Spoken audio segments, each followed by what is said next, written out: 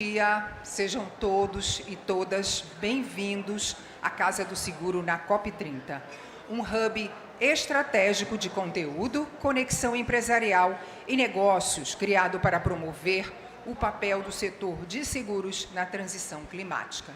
Meu nome é Nélia Rufeio e obrigada pela presença de todos. Durante todos os dias de programação, vamos receber autoridades governamentais, lideranças empresariais, além de representantes de organizações internacionais. Todas as sessões contarão com tradução simultânea. Os fones de ouvido estão disponíveis na entrada da plenária. Fiquem à vontade para retirá-los antes do início das nossas atividades. A programação completa da Casa do Seguro na COP30 pode ser acessada no site casadoseguro.org.br ou pelo QR Code que aparece aqui na tela. O grupo de empoderadores da Casa é formado por empresas que desempenham um papel relevante na transição climática, com contribuições concretas para a agenda ESG. Hoje, a programação de abertura será da Mapfre, que conduzirá uma manhã de alto nível, debatendo sobre os riscos excepcionais decorrentes das mudanças climáticas e sobre o papel estratégico do seguro na consolidação do mercado de carbono. Vamos assistir agora ao vídeo do nosso empoderador.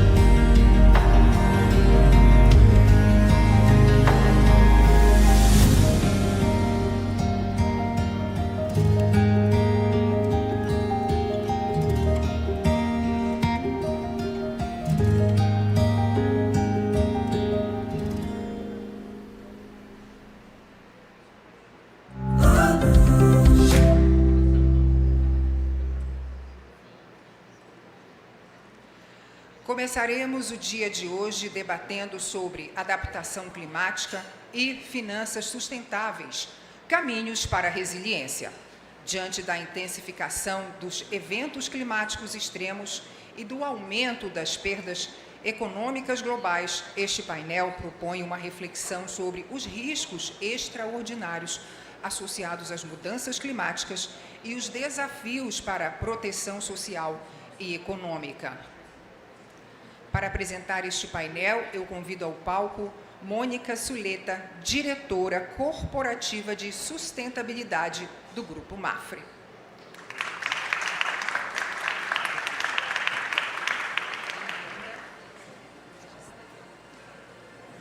Perfeito.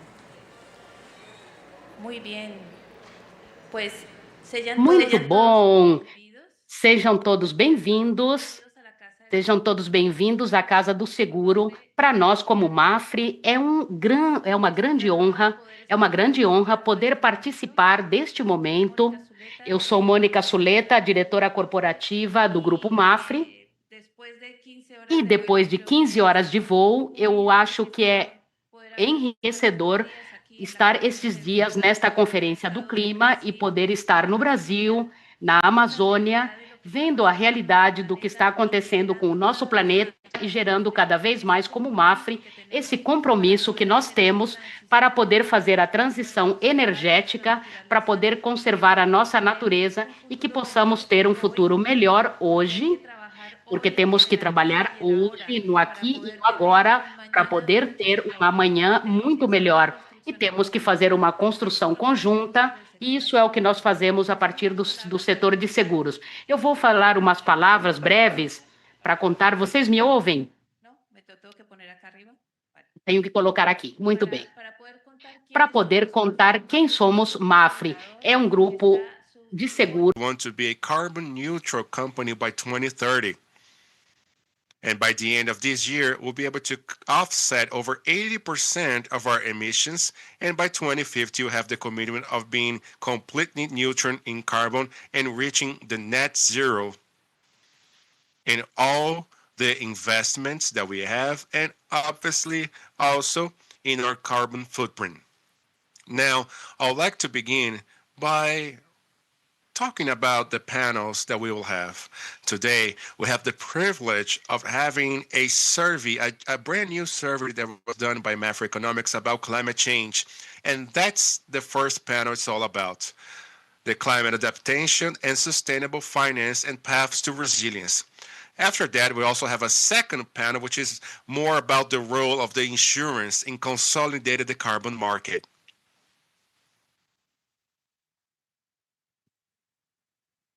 Sorry, I had to adjust the microphone.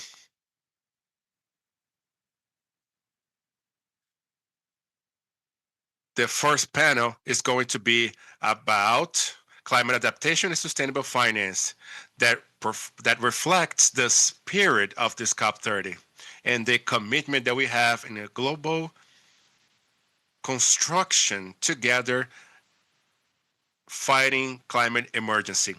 The subject today is definitely about one of the biggest challenges of our time: climate change. Climate change is not something that is part of the future. That is a reality that has been affecting economies, communities, ecosystems, and all several regions around the world. The extreme meteorological events like floods, extreme heat waves, forest fires, everything is becoming more and more frequent. And all of that have been having a dire impact in the human, social connections, relations, and economic as well. This is about survival. All these impacts are reducing prosperity, and without climate stability, we won't be able to thrive in the future. And to work towards their purpose, we need to work together. That cannot be done alone by the private sector. It also needs to have the public sector as well, the universities, academia, and the civil society. This is a collective joint effort that we need to do among ourselves. And we, from the insurance, we are a sector that understand risks, that study risks, but we need to have a mutual understanding from everyone. And that's what we're dealing here at COP30.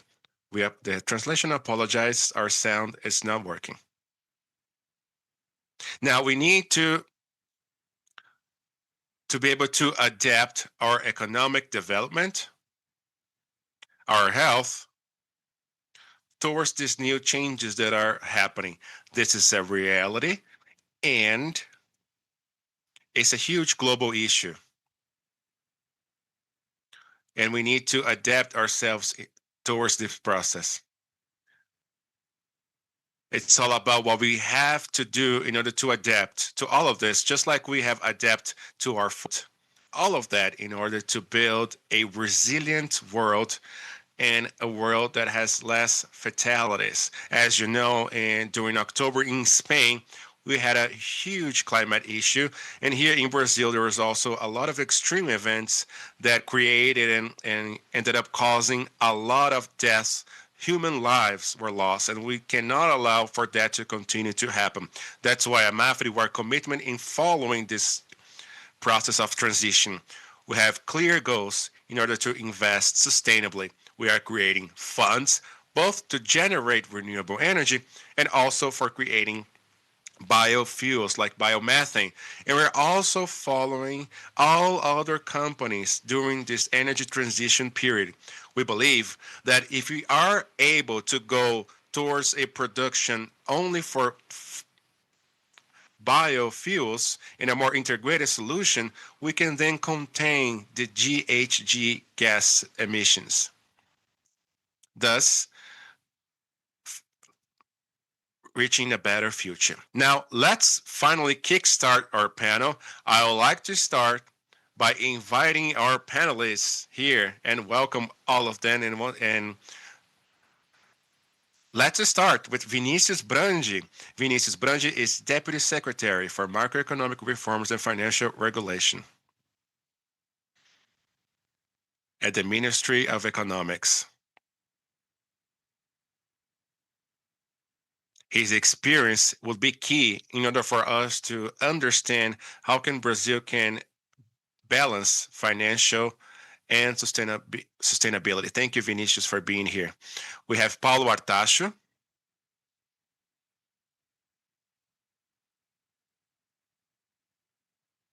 He's from the Physics Institute at USP, member scientist of the IPCC. It's an honor for us that you are here with us, Paulo.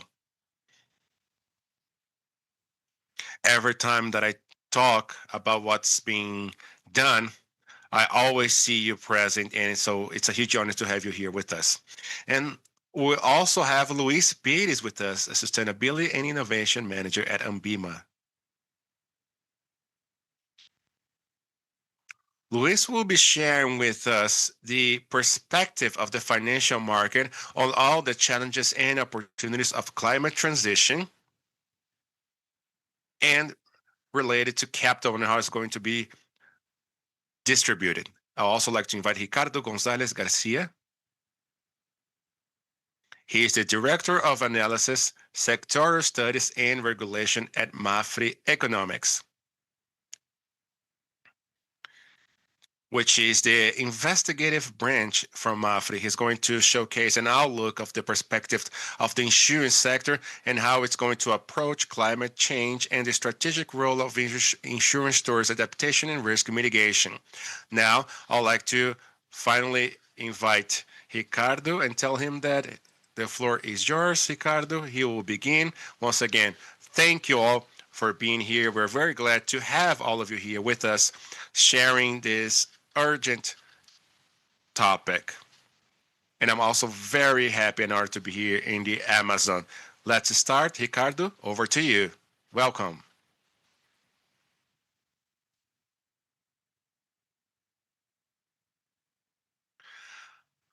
Thank you, Monica. Good morning. Good morning, everyone. The study that I'm going to show to you has been recently published yesterday, and it has been translated into Portuguese and into English. And obviously, it's in Spanish. This is a type of holistic study that tries to analyze the different perspectives and everything that can influence the insurance sector that is related to climate change and the extraordinary risks. It also tries to provide public policies and public agendas that could be implemented in order to close the protection gap for insurances, which is quite high in emerging countries. The study is a very broad study with 7 different chapters. In the first chapter, we will analyze the perspective of climate change and global warming as a whole from an outlook that is not only based on the post-industrial and post-industrial revolution. We tend to give an overall idea of the climate cycles, the short, medium, and long-term cycles, in order for us to then start analyzing what actually happened after the Industrial Revolution and what are some of these extraordinary losses that we are seeing. In the second chapter, we analyze the insurance protection gap, which is about the total losses that are caused by these extraordinary risks that are not insured by any insurance companies. In the third chapter, we analyze a lot of things. We have analyzed different mechanisms, different contributions, public and private partnerships that are now ongoing at a global level. We have analyzed 11 different models in order to look for best practices that could be reproduced in order for us to close that protection gaps, not only for national solutions, also international ones that have been working and that are currently working. The fourth chapter is centered around insurance solutions for all the mechanisms that allow to transfer somehow these extraordinary risks that are so great that it's hard for the private sector by itself can cover it. Especially when it comes to the reinsurance, which is a solution that then amplifies a lot that capacity in order to insure extraordinary losses for the direct insurers, and also a mechanism that is being used more and more, and that's being used towards emissions, which are the catastrophe bonuses. Those are bonuses of which the insurers can unload some of the risk and share with the bonus recipients, and it has the risk of losing its investment in face of extraordinary risk. But in exchange, if that doesn't happen, those are bonuses that can profit quite a lot. Last year, the average was 17% in growth. The fifth chapter was created towards a different perspective. The insurance companies are institutional investors, and we also have analyzed how all that institutions can contribute through their investment portfolio with a responsible investment, thus trying to reduce the CO2 emissions that are basically the emissions that have been accelerated climate change. The sixth chapter was dedicated to the CO2 emissions market. In the seventh, we tried to compile all the public policies, such as best practices, in order to implement and try to reduce and close the insurance protection gap. What you're seeing right now on the screen, it's a graph in which it reflects the increase of the Earth temperature, both on the land and on the seas, after the Industrial Revolution. So you can clearly see this growing trend and this increase that is growing and increasing the temperature, going above the average of the pre-industrial temperature from 1876, which you start to increase the temperature. So the way we measured it is what I have here on the screen, and it's done by the Copernic Climate Change Studies from the European Union. And we, by the way, decided to use 5 different agencies like NOAA, JRA, that's from Japan, and all of those agencies have found same measurements when it comes to the increase of growth since the 1970s.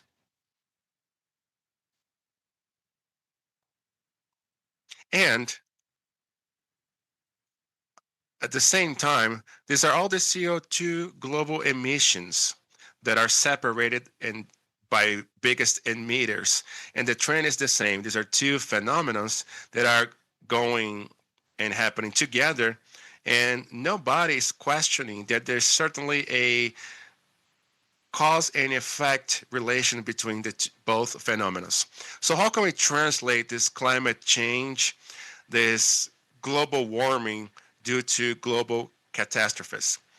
At first, the losses due to natural catastrophes are very irregular. It's not that every single year they are going to increase. They are extraordinary precisely because of that, because it happens every 4 or 5 years, and we have a very huge event making the losses to rise.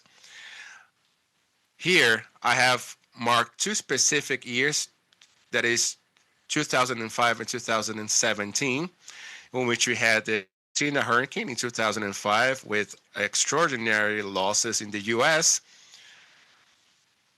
which made that peak to happen. In 2017 was the Harvey hurricane, alongside other smaller ones that reached the US and the Caribbean. I haven't highlighted here 2011 nor 95, because in those cases, the peak happened as actually a consequence of earthquakes. In 2011, we had the earthquake, which had the disaster at Fukushima. But what is pretty clear is that looking at the long term, the trend is that the extraordinary losses will grow. On the other hand, we have been able to see what are the insurance protections, that is, some of the Asia regions that weren't insured, all the losses are most suffered by the bigger the insurance gap is. Latin America, that gap is 19%, and North America is the one that has the lesser one. That means that increasing the insurance penetration in Latin America is really important. So we don't cover all insurances, but if the insurance are there, the probability of insured losses are much, much less. Another important aspect is that climate change that increased was not only the risks, the primary risks, but also the so-called secondary risks. It have increased the frequency, the number of claims, the number of extraordinary situations, which ended up like hurricanes and earthquakes that are of less intensity, but that cause less damage. Here you can see the secondary events, and if we see that type of event, we'll see that floods are the one that causes the biggest gaps. Therefore, human and economic losses increase due to the increase of population, climate change, and intensity of the catastrophic events also increase, and also there's the growth of economic value of the high-risk zones. So we propose 4 solutions for that problem. The public and private collaborations, which is really important because that helps to close that gap. And we also highlight others like the Insurance Consortium, which helps quite a lot, and other international ones like the Caribbean facilities. And there are also even other elements, but I will try to end here because my time is almost up, which is the preventive measures in order to reduce the damages and the losses, and a preventive alarming system for catastrophic events, or a long-term with a more responsible investment that will help close the gap, sharing data. Now we have more models that have shared data precisely. And lastly, a solution that could help would be the parametric insurances, which is basically us having that parametric insurances that helps money to get quickly in devastated areas and to help rebuild. I think I would like to end my moment here. That was great. Thank you so much, Ricardo. We will then be going deeper into that, definitely. So now let me say hello to the other panelists, and I want to go now to Vinicius. Vinicius has a key role in creating policies and connects the financial system with the development with the sustainable development agenda. We know, Vinicius, that physical risks and the transition risks associated to climate change have a impact financially wise, of course. So my question is, how will the government, through the superintendency, is assessing these risks and are regulating and creating policies for financial supervision, and what are the next steps in the country? Hello, everyone. Good morning, Monica. Thank you so much for having me here. Thank you, CNseg, for organizing, and Mapfre as well. Such a great panel. This is a great initiative, a wonderful initiative of having very interesting panels. And for me, it's an honor actually to be sharing a panel with all of you gentlemen here. So I have a more optimistic and positive view on what is currently going on in terms of financial regulation. And Brazil as a whole has a sort of a vanguard regulation system. And if we look especially towards the insurance market, we'll see a big evolution in the past years. Now, the financial market as a whole is a sector that has a big capillarity that reaches almost all the population in Brazil. It has a high transversality. It relates to all different sectors in the economy. So the economy, it's a sector that is very prone to innovation. It absorbs innovations from other sectors. It's communicating with all the sectors always, and it's a sector that fosters innovations and practices, especially the deal with sustainability. Here, If we look to the private sector of insurances in Brazil, the investments and assets are around 1.3 trillion reais, almost a big percentage of the GDP. So it's a relevant number. If we look towards this percentage, we can actually see that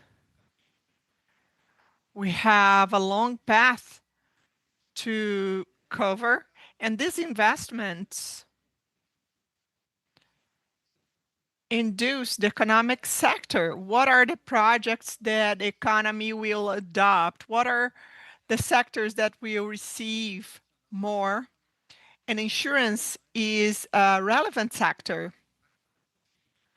and it defines and decides where the country will invest at, what are the projects that the country will adopt. And the finance regulation, public policies must be alert to that. So regulation, I usually say, has a very important role on looking towards the market, checking what are the good practices, and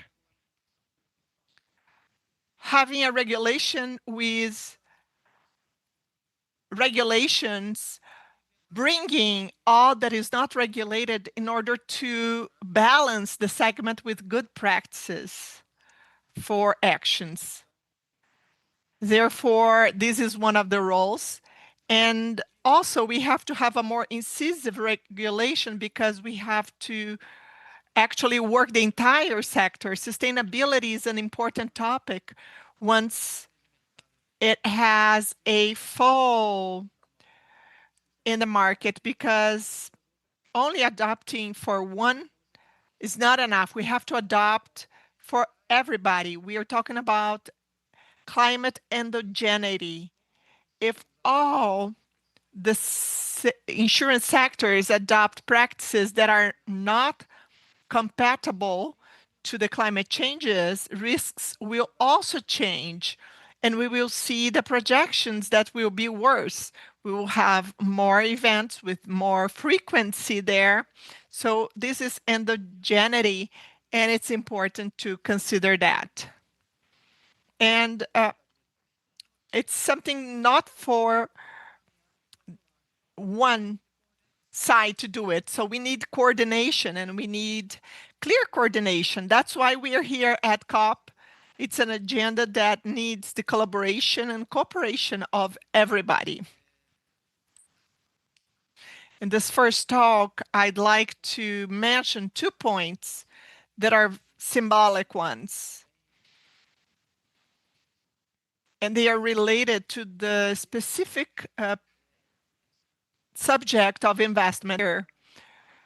The complementary law 213 arose, and we say that this was the major reform of the insurance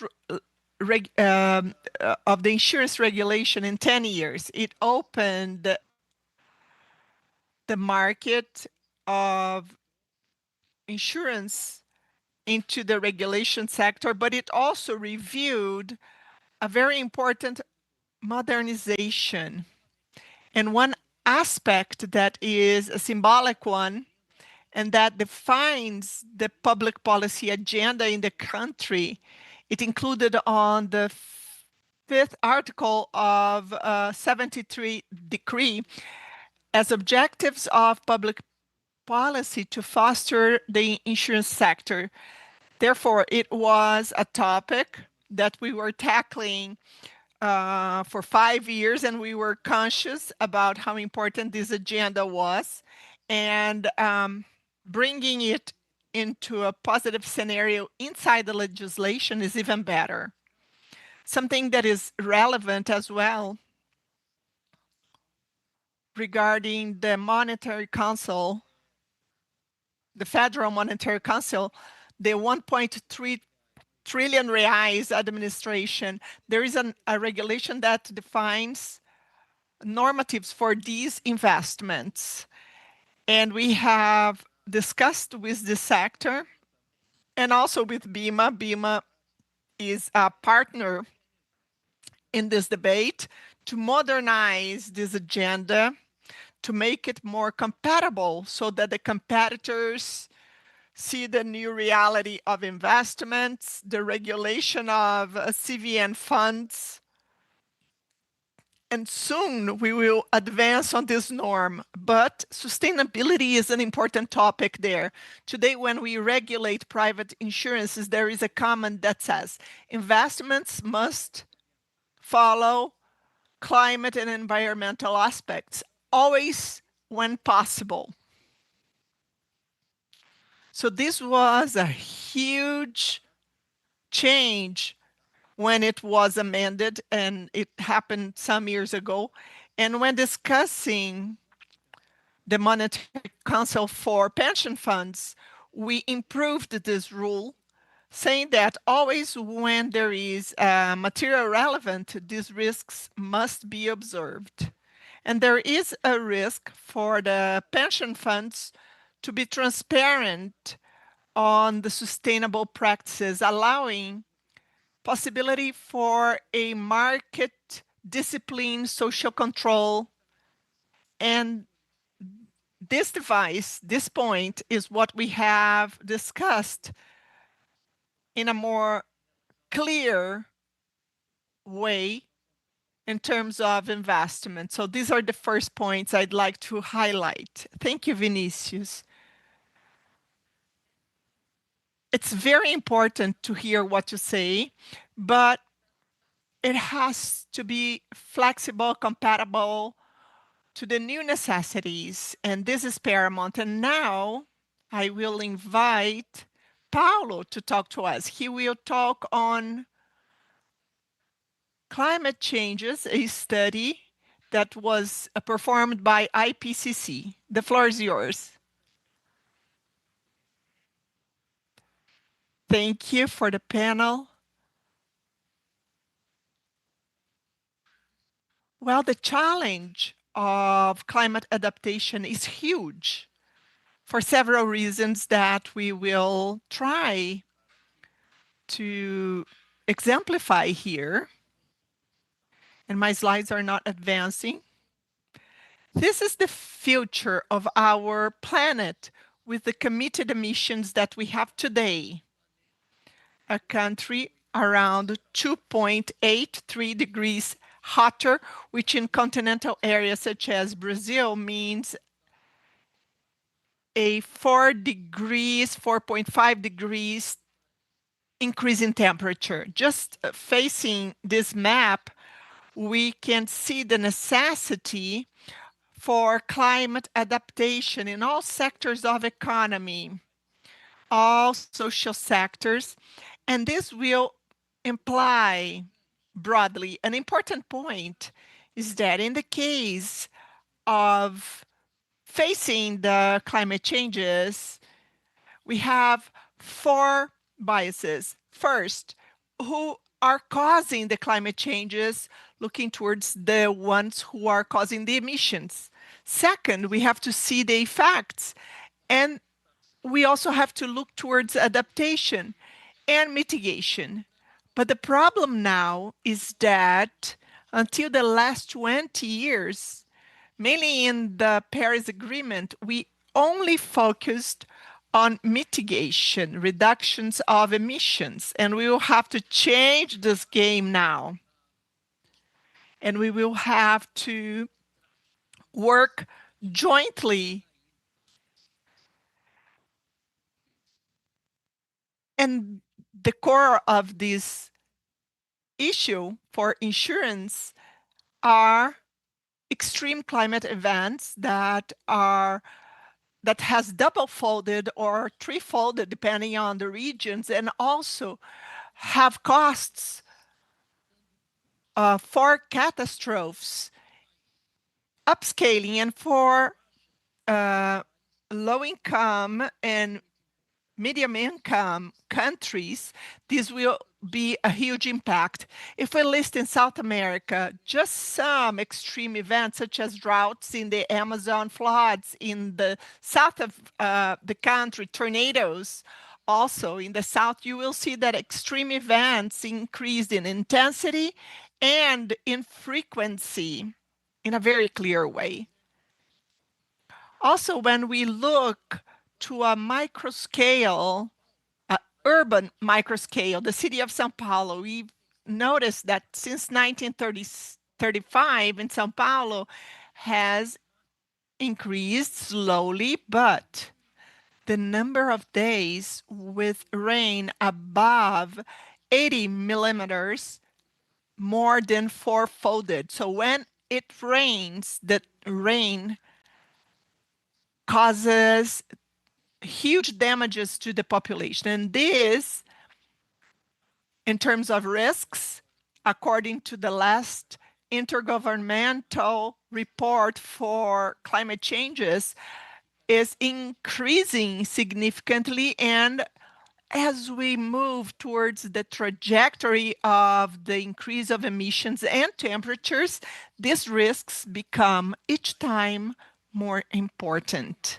But the risk is one of the variables, one of the important variables when assessing adaptation programs. We have to look to vulnerability, to exposition. And with that, we have a link amongst the climate, socioeconomic processes that will be affected, and adaptation of each sector that will be necessary, and also city by city, country by country, and they are very differentiated. To adapt Belém do Pará and to adapt São Paulo State are two radically different tasks, and each city will have to determine their own action strategy. This action strategy goes through a very careful analysis of impacts, of vulnerabilities and risks. Then we will have to plan what is the best economically feasible way for this adaptation. We also have to work in the implementation, and at last, the important component, which is monitoring and evaluation of this adaptation. This should be a dynamic process, as you can imagine, because the world is under a very fast climate transformation, and a situation that is true today within 5-10 years can no longer be true. So this is the other important point. So to get adapted for any climate, what will be the future climate? The history series that we had to calculate risks, to calculate drainage areas, no longer help because climate has changed. And now what climate are we adapting to for the future? It depends on the emission of greenhouse gases. We can leave COP30 with clear and strict rules for reduction. And with that, we will have to adapt ourselves in a different way because we are adapting to a 4 degrees hotter world, not forgetting that we have to work adaptation mitigation in a joint way.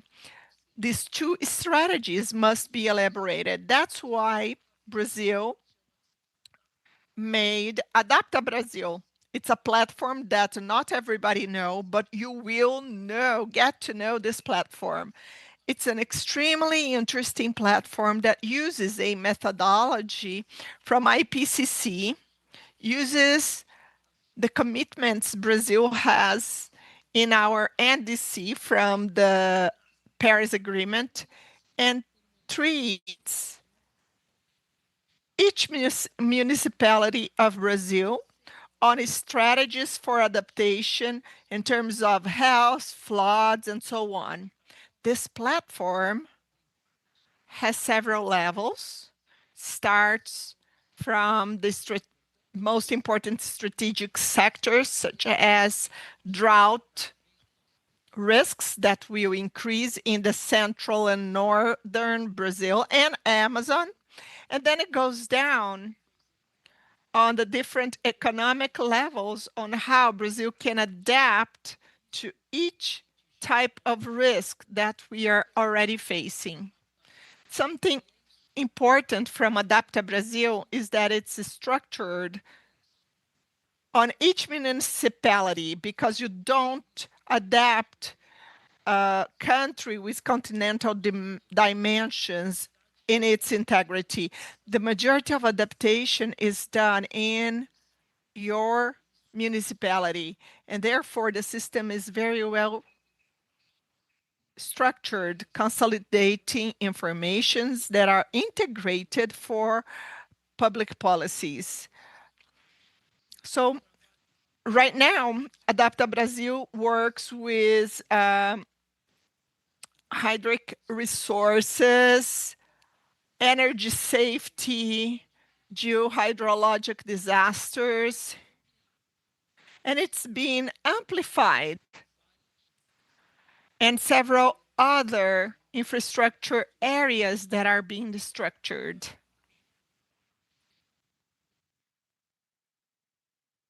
And it's also important to understand that the risks are very differentiated, and Adapta Brazil calculates floods, landslides for each region and each city of Brazil. And it's a tool that is extremely interesting. And to close, it's important to notice that we are on a risk to reach some tipping points of the climate of the planet. And if these tipping points are reached, they will change the entire history I was showing. And we will have to reduce and to avoid that these tipping points of the climate, such as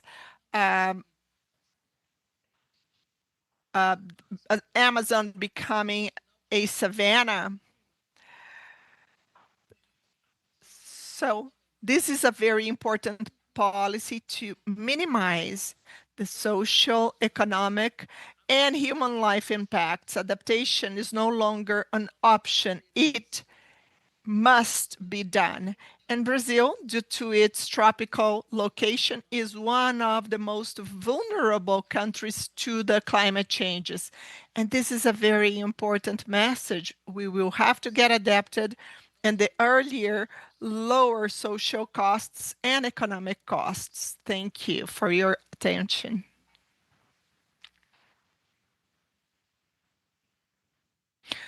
Thank you very much, Paulo.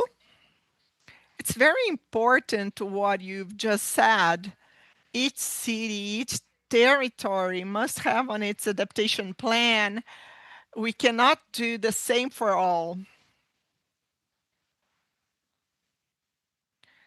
And it's also important to have something worked in this direction. I know we are running late already.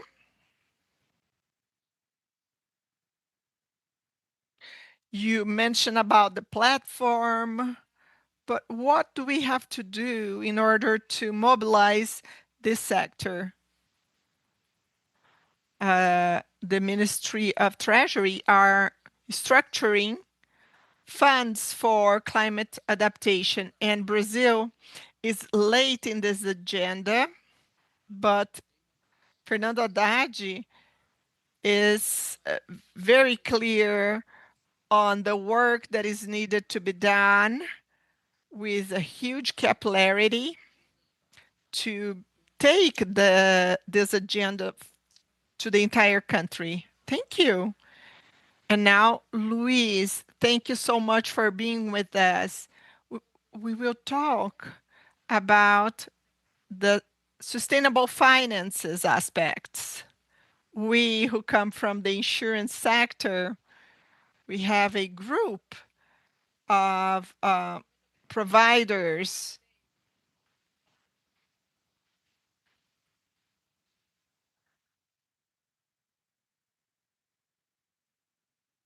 So we are talking about how we can incorporate internal markets. How can we position ourselves for the climate changes?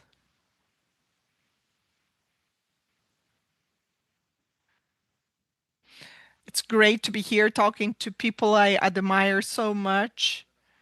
And the structure of Casa dos Seguros is huge, and we are having qualified debates here.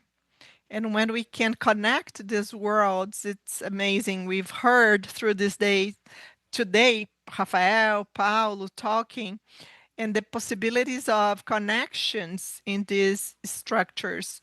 So commerce needs to talk with insurance sector and the regulation sector. We have so many opportunities,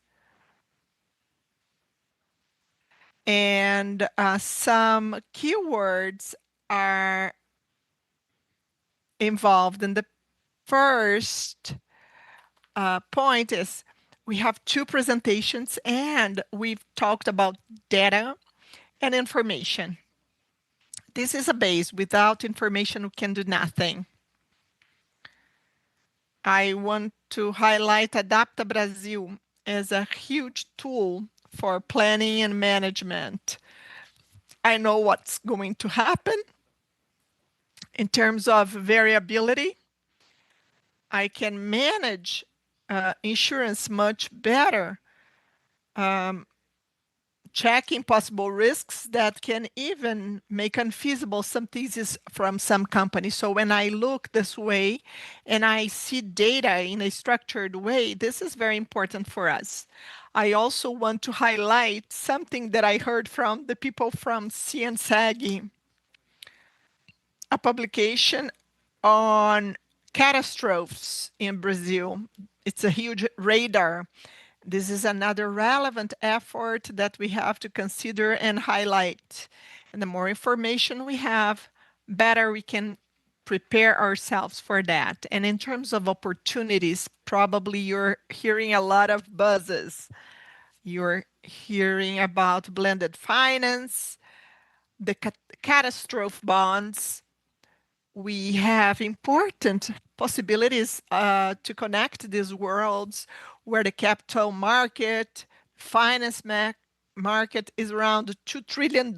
So if you ask me, do we have resources to finance such things? Yes, we do have. What we need to understand are the platforms, the data, information, and is important for that. We have to understand how to evaluate these risks. We construct pathways to reach these areas, and in order to reach Dona Maria, this lady who we need to reach the houses where adaptations will happen. So this is what what I want to highlight right now is that when we build this agenda in a joint and structured way, as we did this year, and in Ambima and CNseg and FENABRA, to prepare the market, the last 12 months, we met, we discussed a lot. So all people who work, I'm talking about more than 3,600 people with knowledge, understanding about climate risks, how I can map this management in my value chain, the managers of assets, how do they produce the assets, and offering investment solutions, even to the insurer, because this will be applied to guarantee its main objective, which is the payment of all hazards that are being financed by the resources. And I want to add to what Vinicius said. We have to look towards Brazilian agenda. The last year is very careful when the regulator looks to the market and understands the necessities we have in order to operate in a way that is organized with a framework that is a good one. This is very important. And I do believe, and we have to think about the ecosystem that has to be prepared for that. Thank you so much. Thank you so much for your intervention. If we were to ask a regulation, a necessary regulation for the finance vehicles, what would you ask, Vinicio, for? Well, we have some things to ask, and I want to take the chance of being at Casa dos Seguros to point what is very connected to understand the commerce letters and how we can actually make this title to generate social well-being.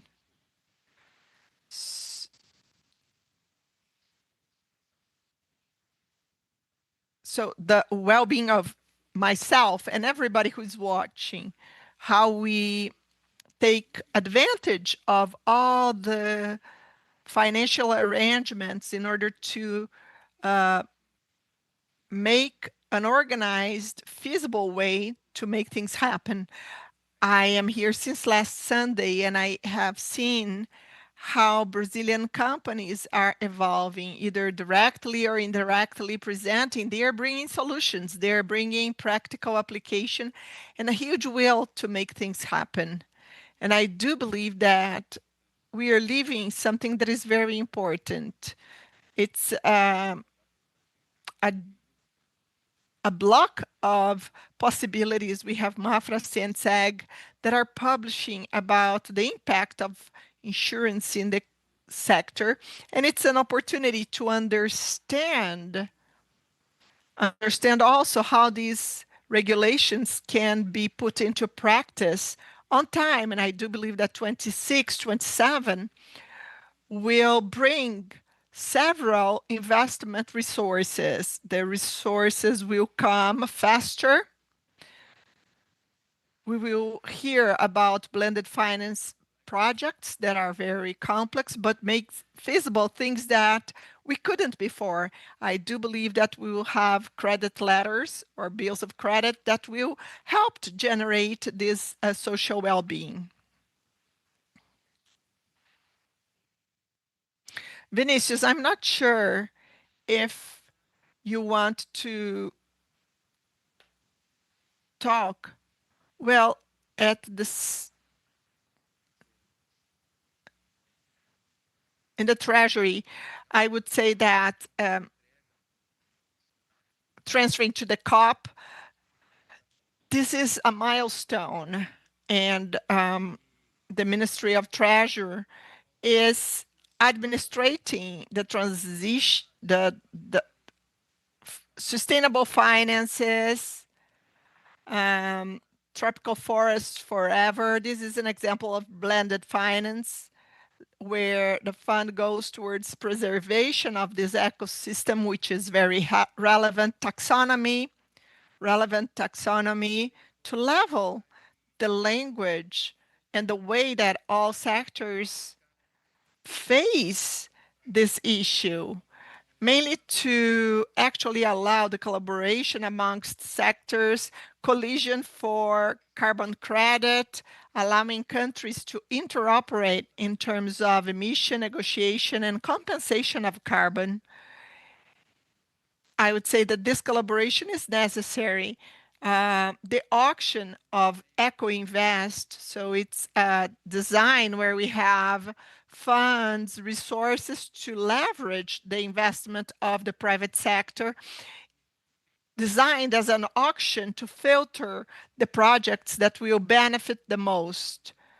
And in terms of regulation and emphasizing the importance of insurance sector and the development of the sector, not only for investment on risk sharing, mitigation, but as Professor Paulo said, it's a main challenge we have, and we need to have several minds to think and transform ideas into practical things. So we need a robust sector thinking about idea solutions to deal with this challenge. And I think that when we were at the COP in Paris 10 years ago, it wasn't even part of the agenda topics like this. And now thinking more specifically the agenda now for the insurance market, we didn't have a framework like the norm 66 have right now that offer guidelines to the insurers to integrate social, environmental, and climate risks into their integrated risk way. So you see there's a guideline offering ways demanding the insurance sector have social environmental policies that are clear, they are transparent, so that the insurance sector has a clear guideline on how to move forward with its agenda. We didn't have for insurance regulations a norm like the 485 from CNP, which was recently released, which seeks to align rural insurances, which is very relevant, and align all the practices for rural insurances towards a sustainability agenda and agenda that promotes sustainability activities. We didn't have anything like that. Like it was said before during Mapfre's presentation, in Brazil, it was forbidden to use parametric insurance in the country. And what I'm saying is not even from 2015, it's from 4 years ago. We didn't have that in Brazil. So now we already have that regulated. We see initiatives towards adopting parametric insurance that is pretty much the technology right now that allows for efficiency in using rural insurances out there in the fields. And that's being adopted even in the subvention and underwriting insurance policies for rural insurances, which is there in order to develop the protection for the agriculture and livestock production. And we didn't have the investment for risk insurance, which is Brazilian LMS. And now, with the law, the bill from 2022, right? And it was regulated during the National Monetary Council regulations, and different emissions for the pipeline, which are ready to be disclosed, is an initiative in order to bring the capital market closer to the insurance market in order for us to seek solutions, because covering for huge catastrophic events go through aligning and designing in which every single part adds their contribution to the overall. The insurance sector has its role, the reinsurers have as well, the public sector, and also the capital market is becoming a partner in this agenda too. Thank you so much. Now I'd like to end with a reflection with Ricardo said and connecting to what you said regarding a study that highlights the increasing protection gap for the insurer and the necessity, the need to develop innovative tools that try to close that gap, just like you have mentioned regarding parametric insurers. And my question is twofold. What's the insurance sector can do, and what are the alliances amidst the government and public and private sectors that could be developed in order to solve that issue? So to close the protection gap is a complex issue. Therefore, we need to work with all the important aspects that we mentioned before, the public partnership collaborations, which has shown to work, they help to close that gap. Then we have the preventive measurements, which should try to avoid to urbanize huge population centers in high endangered areas. We should be able to create preventive alarming systems based in data and parameters that are able to notify and alert the city of an imminent catastrophe. Like in Valencia, we could have saved many lives if we were able to alert them preemptively. Then we also have innovative parametric solutions and simple insurances so people understand how they work in order to increase the insurance penetration. That is extremely important. That happens in the North America, which has a much lesser protection gap. So all these solutions and also international associations working together. For example, the Caribbean solution, which is working quite well. It's $90 million that were given to Jamaica's government. And in that you have the World Bank, the European Union, words like France, Germany, Japan, and many others. So you see, solutions like that can also help to close those gaps. That's perfect. Thank you so much, Ricardo. And now let's end. And to conclude this, we basically seen through this panel the importance of financing in order to advance in this process and channeling resources for new technologies so we could develop adapting models for these climate changes. But at the same time, all of that needs to be done together. I'm not sure if that's how you say in Portuguese, but it's a effort of everyone, a collective effort. We each need to do our own parts right now in the present, and not only stay silent waiting for the public sector, the private sector, or the universities do something and wait for others to act in order for us to act. We, from our own position and with our own influential expertise, we should use the contact that we have with communities, and we should therefore be trying to transform this entire process. Every day we humans look abroad and look outward, and we try to think that tomorrow we'll have a better future. But the better future of tomorrow starts now, starts today, and every single one of us, through small acts and attitudes, can make so that our planet becomes a better planet to live in, and that our society is better for us to live in as well. Hopefully, it would be great if we didn't have the geopolitical crisis that we have. I lived in Spain for 12 years. I'm Colombian, and I have and understand all the needs that Latin America has and all that what we need to do in order to advance. But again, it depends on all of us putting our heart behind it and taking care of the heart of Amazon. I'd like to invite all of you to do your own part as well. Thank you so much for being here.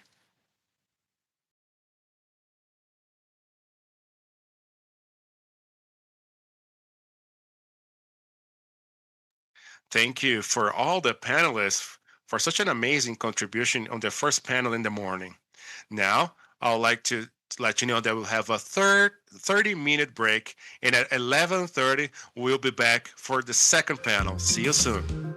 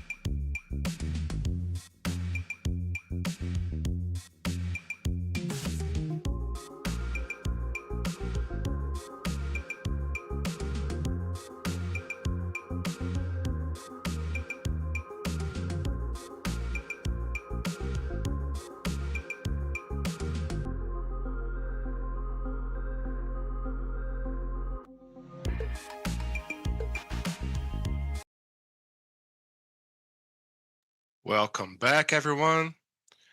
Moving on to the agenda, I would like to let all you know that Mapfre at 6 p.m. Mapfre invites all of you to a cocktail. We wait for all of you there.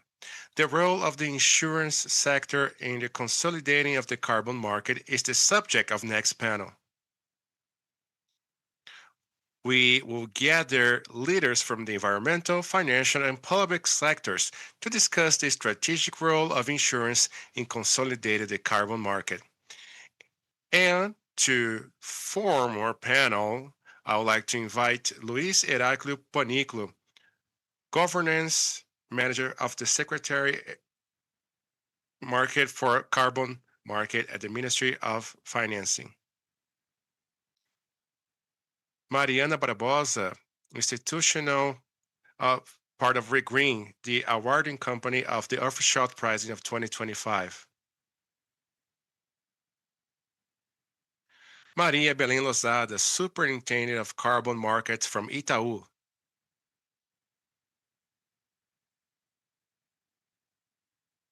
André Andrade, Program Director of the Executive Secretary of the Ministry of Environment and Climate Change.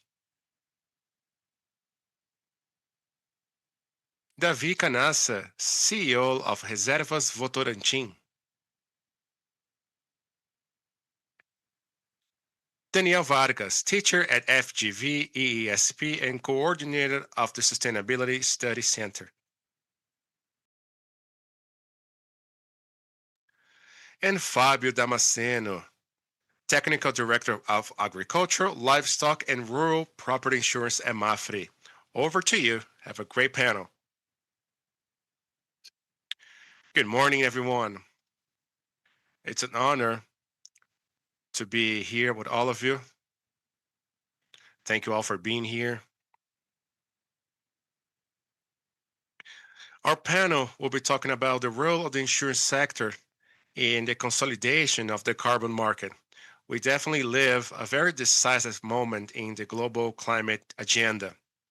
And as government, companies, and investors mobilize in order to reduce emissions and walk towards carbon neutrality, it's more and more evident the need for reliable and transparent carbon markets. All these markets are not only financial tools, they are essential mechanisms in order to direct resources to concrete initiatives that make a difference, like preserving forests, preserving degraded ecosystems, and developing clean energy that promotes climate transition. And for those markets, in order to work, is something that matters is trust. Without trust, transparency, and credibility, all that mitigating efforts lose their strength and investments don't happen.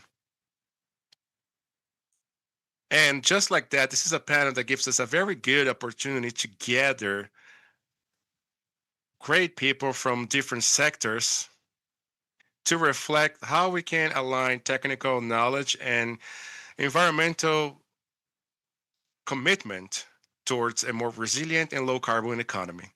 And with that being said, let's start our panel. And I'd like to start with Daniel. Daniel, you as a teacher and professor at FGV, you definitely have a very good opportunity to tell us a bit more about your vision. What are the main challenges that Brazil faces right now in terms of the carbon market right now? And among the public policies of sustainability, how do you assess the ability of the regulatory system in Brazil of aligning environmental regulations with the opportunity of innovation and generating value for the bioeconomy? Hello, everyone. Welcome. It's an honor to be here with all of you as well.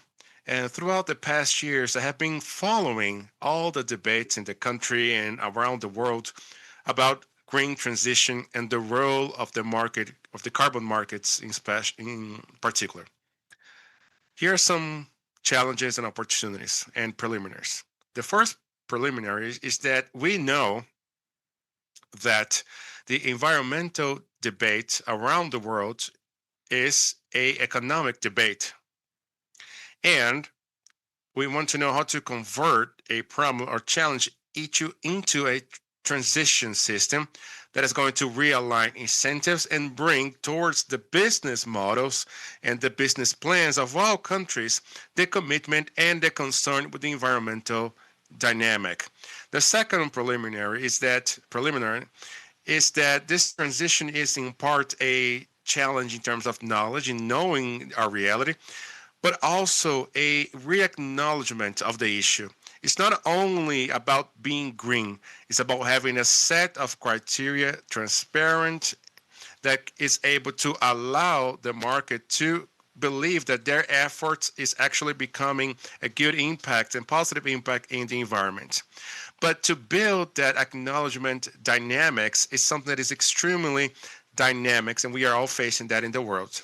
And it demands at least the combination of two types of efforts. One is the scientific effort, and on the other hand, the regulatory one.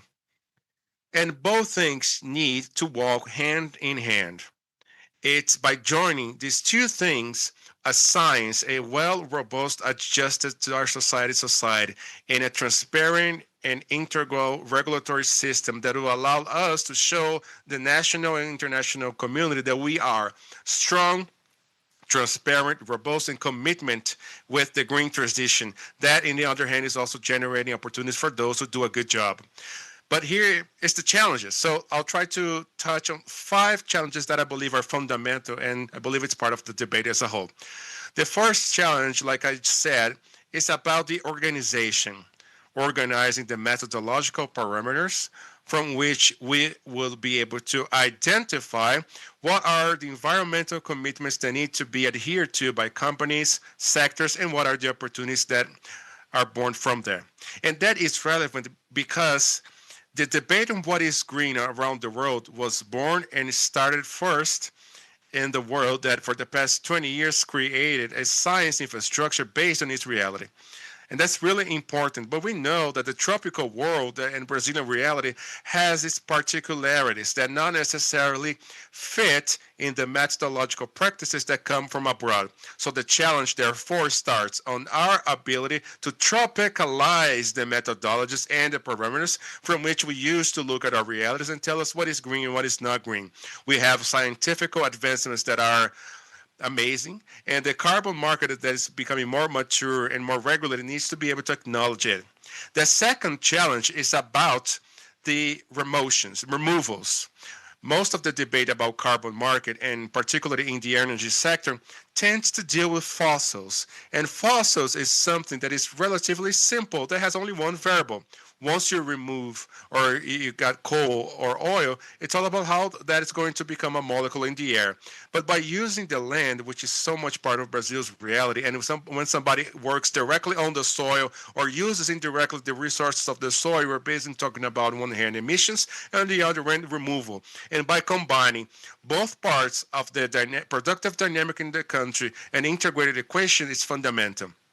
On the other hand, we also have a set of institutional challenges that have to do with this huge tax that Brazil is now just working to, which is about regulated and making all this governance structure for carbon to work alongside the regulatory agencies.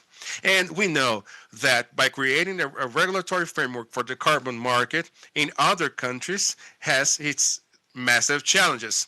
First is that framework to be seen and acknowledged as a state framework and not simply as a representation of a group or a particular government. Otherwise, this will be submitted to the analysis of the public as a political thing, and will be seen as part of a group and not as an organism as a whole commitment to the long term of the nation of Brazil. The second challenge has also to do with structure. In particular, the clear and simple rules that are going to be able for all this game to work. And that is important, evidently, in all other areas of economy, but it has a specifically different meaning in the carbon market, because what we're dealing here with is the regulatory instrument that is the most complex one that the legal instrument has created. Much more complex in just creating a set of laws, and even more complex than a regulatory agency.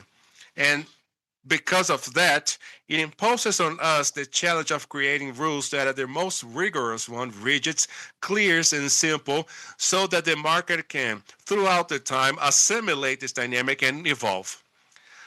The third challenge is connected to the same thing that I just said, which is about having in its practice a set of rules that are indeed acknowledged and seen as rules that have strength and authority that are going to work.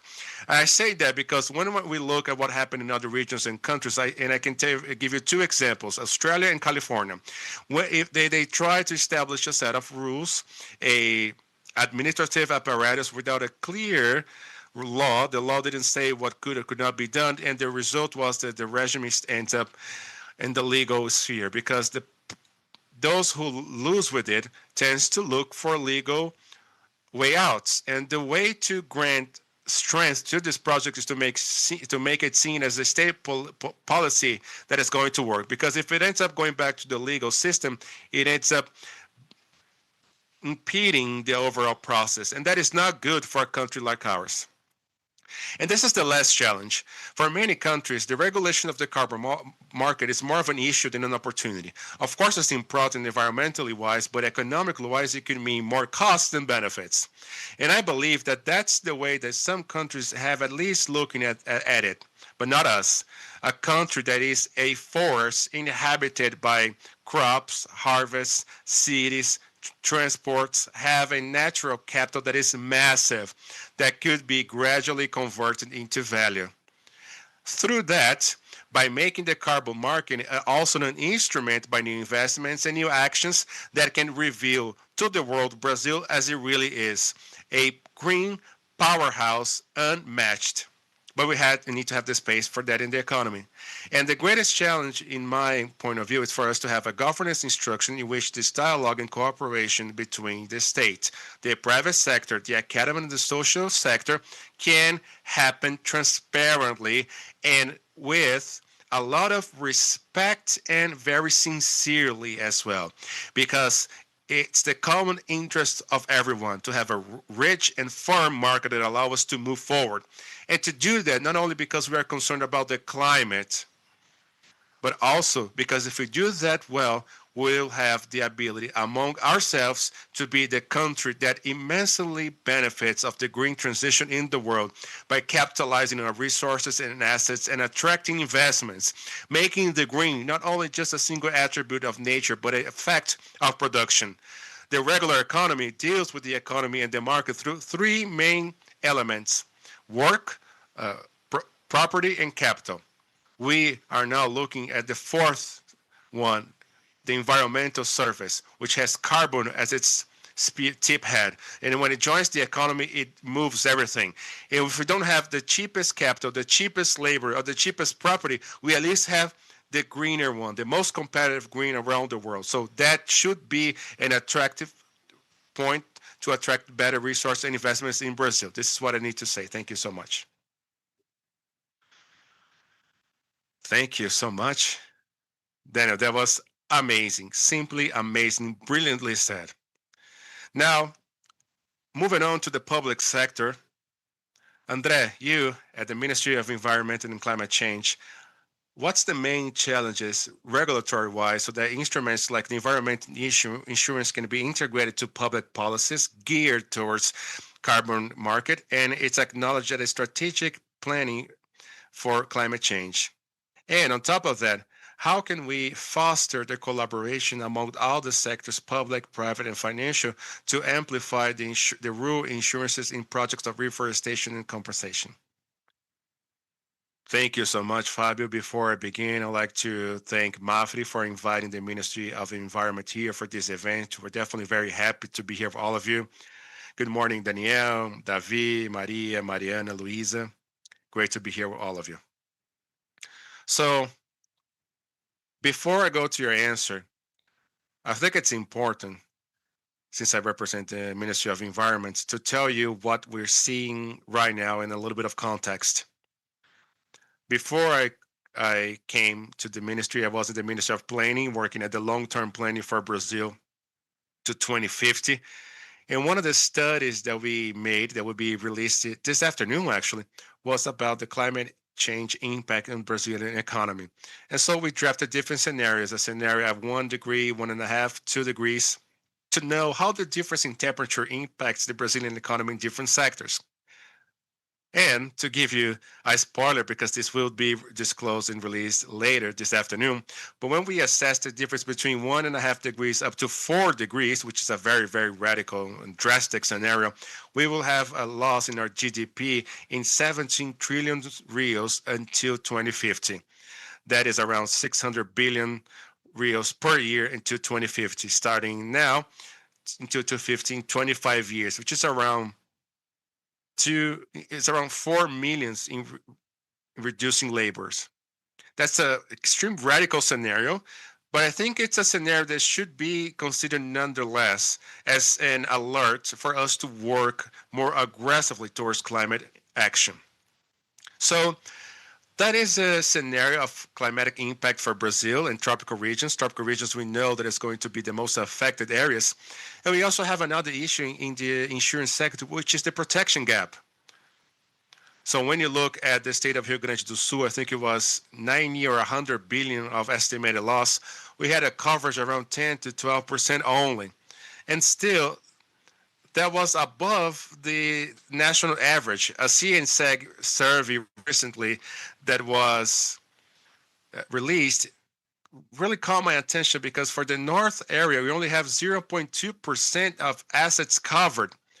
So that is very alarming to think of, especially when we're talking about carbon market force and an economic activity that is going to be developed basically on the north area of Brazil.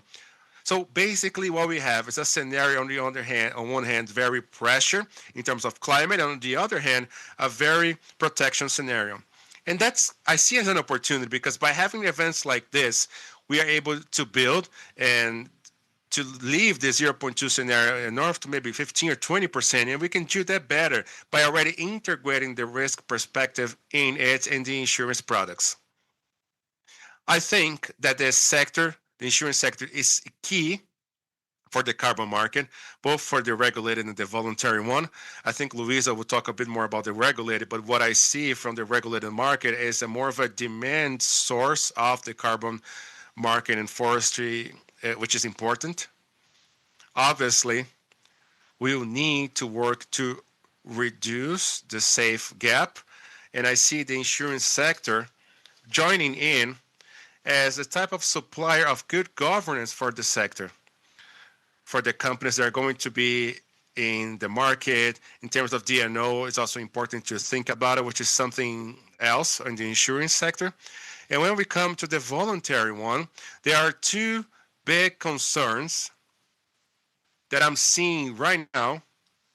One, in the Ministry of Environment, we recently created a group of forest carbon precisely to discuss alongside the secretaries of the ministry and the associated topic of carbon forest. We have several entities working with that, and forest services now that we just relieve a concession in Bom Futuro in order to recover the forest that's going to generate credit. So we need to be able to coordinate internally.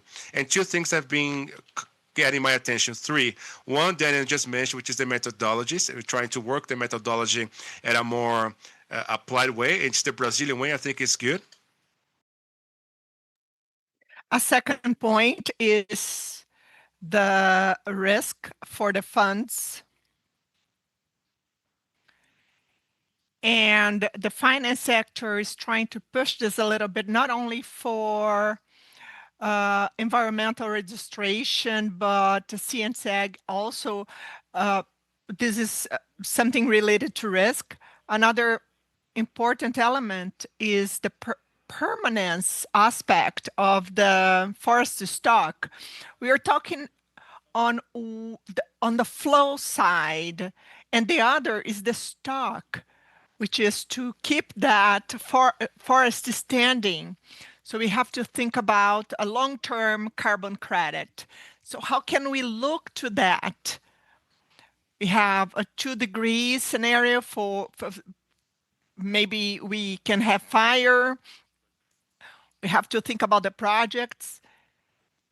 And we have to think about the risk of permanence, not only during the projects, but on post-projects phases as well. And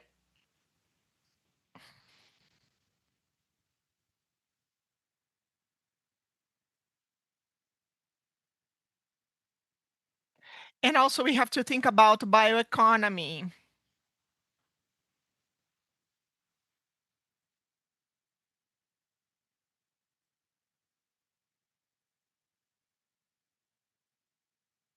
We have to think about the public. We have large and small public. And there are, when I look at 0.02% of Amazon, and the public that's working there will not have coverage. So we have to start thinking about some strategies and other cooperative insurances to actually cover this part of the population. This is not unknown. Insurance is a gap. It's a limit that we have here, a limitator. And this leads to what we are putting together right now, which is the market for the carbon market. And we are focusing in these two big points that are paramount: the permanence, about the agrarian or property area. And we are going towards the regulation direction.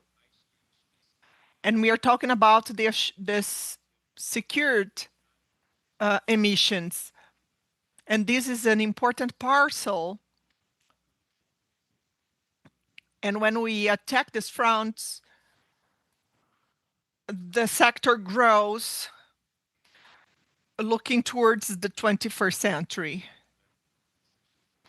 Very interesting, your point of view. And I will hear Luisa now. Luisa, considering the regulation mark, how do the government understand the insurances in this regulated environment? Can we avoid, what about compliance and credit? Considering the complexity, is it possible to create a future regulator agency for the carbon market? So I'd like to hear your opinion. Thank you, Fabio. Good morning. It's a great honor to be here on the behalf of the Ministry of Treasury. Mapfre, thank you for the invitation, and all the ones who are listening to us and that are having this dialogue. Before anything, I believe that a brief introduction dividing the voluntary and regulated market for carbon. The volunteer market is the one that has private players. They decide to regenerate or a forest and sell credit, and companies that want to compensate their emissions, they can buy these credits. This exists in Brazil for a while. And the regulated market is the one that since last year the Congress has approved, and we will have a limit of emissions. And if they need to overcome that limit, they will have to buy the right to have more emissions exceeding that limit. And the secretariat, which is the extraordinary secretariat for carbon credit, has just been created last week in order to launch and to prepare the foundations for this implementation. Until 26, we need to regulate the law that was approved last year and propose the format of this authority that will manage this market. And we are aiming autonomy and the institutional stability by means of mandates. We are running international benchmarks. We are analyzing the Brazilian Constitution so that we can have the safer possibilities. Then we will scale the implementation. We'll give time for the companies to learn how to monitor their emissions, and the market will be enforced from 2030 on. So we will have time. And all this said, your question, if the insurances can reduce compliance risks and litigations, yes. The reversion is a very important point for the carbon market, mainly on nature-based solutions. The reversion risk is the emission risk. That's something that we avoided to launch into the nature by a forest or conservation, and then it starts to be emitted due to a fire, either a fire by accident or on purpose. So this reversion risk in the volunteer market, there is an instrument called buffer pool, which is like this. The person generating credit keeps a reserve, and in case there is an incident, they can use that reserve and the credit is still valid. So anyways, there is a niche that the insurance sector can explore. We can have an insurance hired by the generator side, the ones generating carbon credit. And when they sell, let's say, oh, all that I'm saying here about reversion and insurance are not in the Ministry of Treasury yet. We have just started working for a week. We are putting our teams together and we are deciding, and we'll have to go through the laws, methodologies, and so far. Inclusively, we will need a lot of dialogue with the community, with the society. We'll have civil society, the third party, and so far. The third sector, actually. And this could be an insurance bought by a generator of carbon credit. They could offer to the client a guarantee when they sell that credit. They can say that that credit will last for longer, or it can be purchased by the buyer. When he wants to compensate his emissions, he will not be out of credits due to a disaster. Let me see, what was the other comment?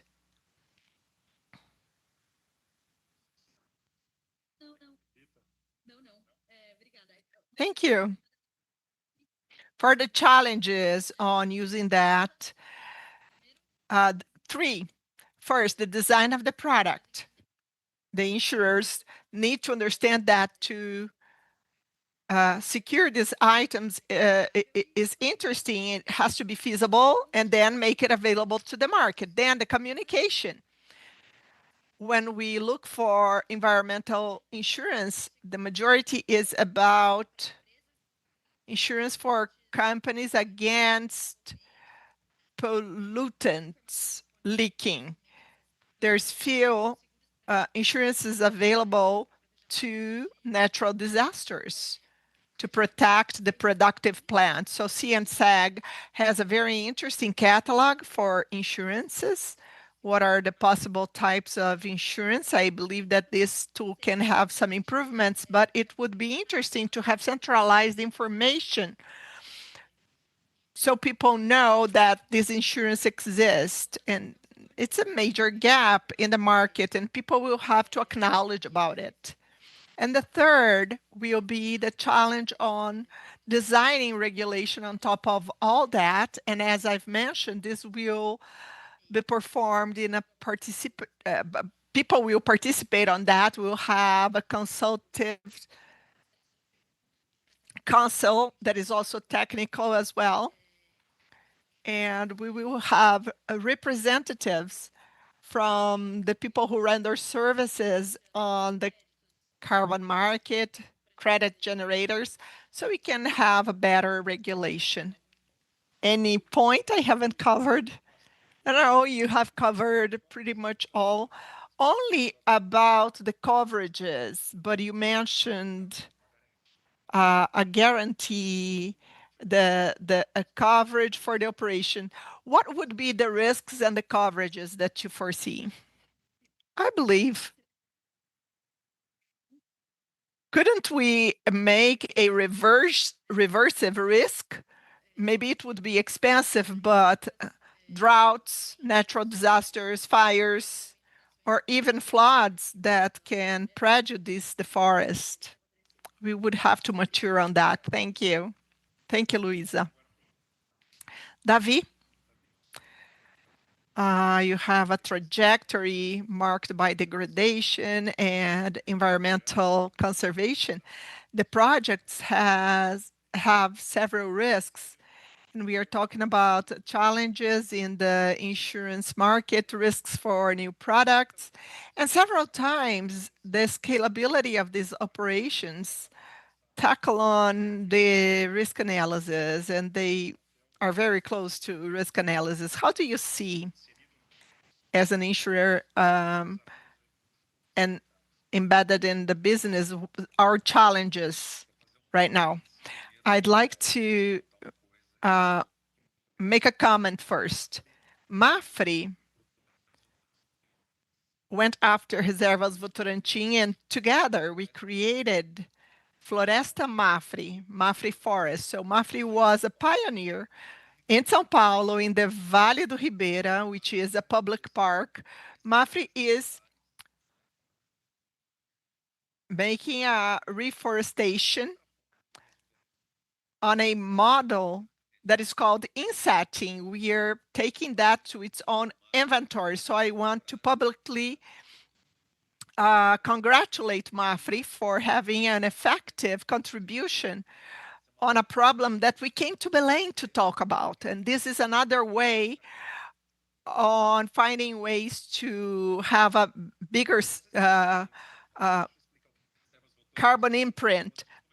And when we started to talk about insurance, and the idea came, Reservas Votorantim is reserve from the group Votorantim. Probably you know it from other sides of the business, but Reserva works in three directions. It's a territorial manager. We work in more than 300,000 hectares of the country. And what do we work in these biomas? The second direction that we work, we are a company of solutions based in nature. Please keep this word in mind. Solutions based in the nature means mainly two things, which are carbon solutions and biodiversity solutions. This is the green treasure of Brazil. In our territory, we work first with conservation. What is conservation? Luisa mentioned stock, carbon stock. This is the stock of the forest. So when a forest is already standing or formed, we have a carbon stock, and that has to be kept. We somehow have to hold it. We have to keep it, have to keep that stock. And we have no way to keep that through instruments or insurance instruments that can help us in this journey. Haven't even mentioned carbon yet. The conserved forests like Amazonia, Cerrado, Mata Atlântica, the denser ones and the biomas that have forest stocks are places where we can develop certain kinds of projects. This one, he just mentioned is one of it. We have a project like that with Itaú. Red, the project, depends that on the territory you were making carbon conservation project, the territory that is conserved around it, deforestation has to be happening. The carbon credit means I am conserving, the surrounding is being destroyed. So I transform that rate in carbon. And what happens is we receive carbon per crop. So carbon credit happens yearly or on every 2 years. So you make a project and the project says that this amount of crops with this rate, I requested this before a company and everything is okay. If I have a crop, you have heard Safra, the agricultural crops have insurance. Now, carbon credit crops do not have. So in the territory with pressure for deforestation, we can have projects such as RED. It's good, several things to be done, but there are other locations in the country where we don't have pressure for devastation or deforestation. The forest is there, is an asset without insurance. Reservas Votorantins and our partners thought about a solution that is not even a thesis, because we have proved points. The forests in the planet, all of them, if we held 100% of deforestation, no deforestations anymore, IPCC showed that in 100 years, we will lose around 30% of the biomass of the planet, which is the change on the forest pressure. Forests are losing their power to regenerate. If there's a reduction on the forests, half of the mass of a tree is carbon. So what happened to this carbon? It went to the atmosphere. So worsen the climate. Now, if a rural producer keeps his territory, he can have some actions that will decrease the losses. They will not stop the losses, but they can decrease, diminish. And if we can quantify, that is credit.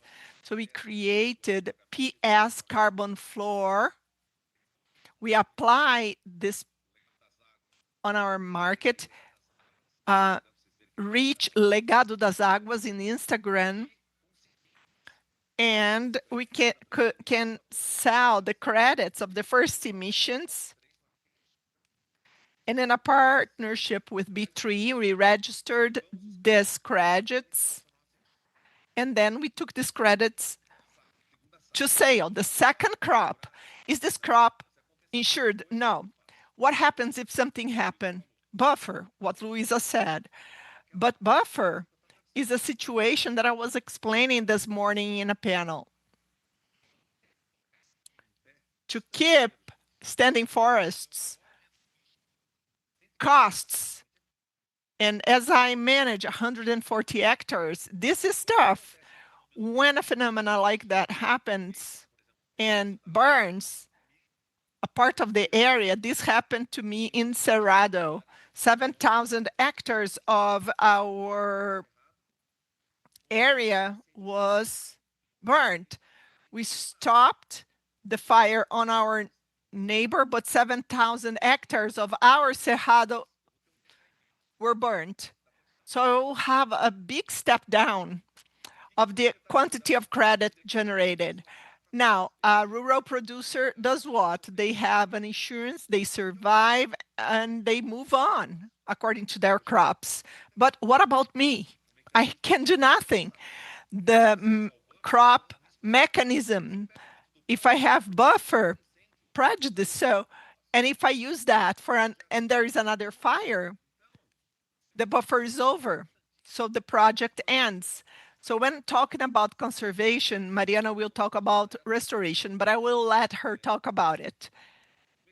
The insurance mechanisms are very important so that we can think on the entire process flow when we are making business. And we are talking about the Brazilian potence. We have to close this chain, and this chain is not well structured. Another point that is not well defined are the guarantees. Nobody's talking about guarantees for conservation. So my message to you is that insurance is paramount so that we can scale conservation and restoration aspects in the country. And when we enter bioeconomy, because you know, Brazil is not the bigger exporter of paranut. Bolivia is. I'm talking about the primary product. Imagine when we go far beyond, we have a lot more to take from the forest without tearing down other trees. Well, thank you so much. These examples are the ones that we feel and they hit strongly on us, and some discussions are necessary. Mariana, you are initiatives that fund international planning and climate aspects. We consolidated your question, right? Tell us a little bit, what is the importance of insurance when you are structuring a project like this? And how can a tool make the life easier of people working in such projects? Well, thank you for the invitation. It's an honor to be here. I admire so many of you who are here. I will introduce myself and then I will talk a little bit about green. This is my last day in Belém. I want to congratulate the mayor, the city, and the population, because this COP is beautiful, it's wonderful. And the city has gone through so much to adapt to all the changes. So I'd like to say thank you. Regreen is a forest restoration company. We are in this new sector of the Brazilian economy, trying to change degraded area, mainly pastures, through several techniques that involve science, technology, assisted restoration. There is so much that is a source for us to invest in restoration. And how do we fund these activities? I believe it's always important to remember. The sector in general has a model, which is the carbon credit. The trees grow, remove carbon, and people pay us for that, either in the volunteer market or mandatory objectives or target market, mandatory targeted market. It's the opposite of the volunteer. And there are rules on both. I usually say that I right now work in the volunteer market, selling credits for companies that have trajectories of climate neutrality, but everything is within the rights. I work on strict methodologies. We buy or loan lands based on the land statute. And it's very important when we talk about the market to give the safety that we are talking about, a regulated market with a lot of agreements, as well as the compliance market that will bring more regulations. And when I look to the sector, the main challenges are when we look at 7 to 9 degrees of gases, to scale the removal goes through fundings, land, increase on demand, but also reduction of risk. And that's where I believe that the risks, the insurance sector is. How do we transact right now? Differently of what Davi was saying, the removal of forest carbon is an incipient one, and the largest amounts of these projects are in an initial phase. And the transaction is an offtake, which is an anticipated purchase of the carbon credit. So the first risk we face is linked to the not knowing, not an acknowledgement of the Brazilian forests. There are the exotic forests, native forests, and what about the growth of these forests? How do they happen? If we plant a seed, what will happen? What will this change in the removal rate? So the acknowledgement on data is paramount. We have to collect more data, But there are several initiatives that are pre-competitive ones, universities, research centers studying what is our major asset, where the forests are, how they behave, how they grow. So having insurance or other instruments that can help the buyers to deal with the risks. And what about if this forest performs such and so? We know how they perform throughout the year, but what about the uncertainties? We have buffer that is very important, agreement instruments or contracts. Are we selling 180, 20% of the carbon, and that's my buffer risk? But all that takes the risk either to the buyer or to the seller, usually more to the seller, and the insurance helps us quantify this risk of the non-performance that at the end is a risk of all of us. We are talking about risks of projects and the there are some that are not quantified. We are talking about fires, non-performance, but we are not putting on this bill the non-execution. What about Reservas Votorantim stops work in Mombac? What will happen to the sector if we are not investing in forests? We'll have an even bigger climate risk. So we have to foresee that. We have to find instruments that help us scale up, that can help us deal better with risk and work in the removal. It's not a risk for us, but it's not only for us, but for our sons and daughters, and fires and territory risk. These are points to be developed. We have all private projects. Recently, we launched how private forest projects can be taken care of, how the conservation can happen. I have neighbors that eventually can be forest companies that are very advanced ones and that have good instruments for fire management, but I can have a place, I can be in a location where the tools are not good to deal with fire. So on the one side, it's good to work with this landscape and bringing more funding to change the way we deal with fire, but also to bring instruments. And while that doesn't happen, the trajectory is a very long one. How can we bring an instrument to protect the parties of fire? Even though I'm doing everything, we have acero at Regreen, we have engagement groups with our neighbors, we train staff. All this can not be enough. How will we deal with this account, with this equation? It's about a sector that will not perform removing carbon from the nature or keeping the standing forest. This is a risk that affects all of us, and fire is something that is also important for us to have more available insurance tools. We want a sector that scales up, right? So the search for tools that are available is very important. Thank you, Mariana.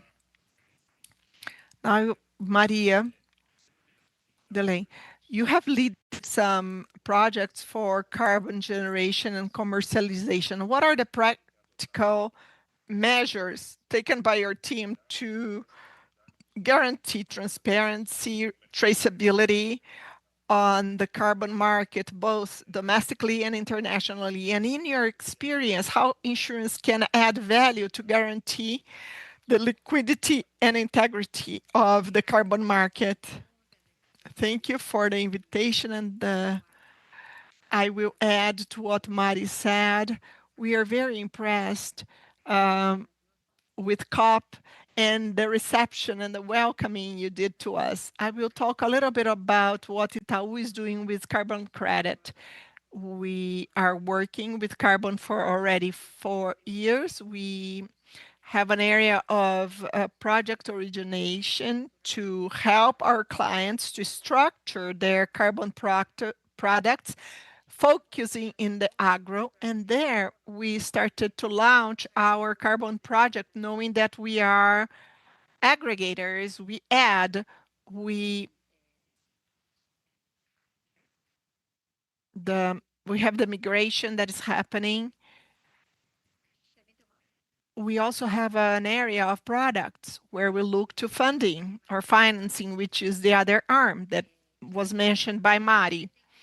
And we have other things that will actually relate to carbon, and we have trading that are soft takes.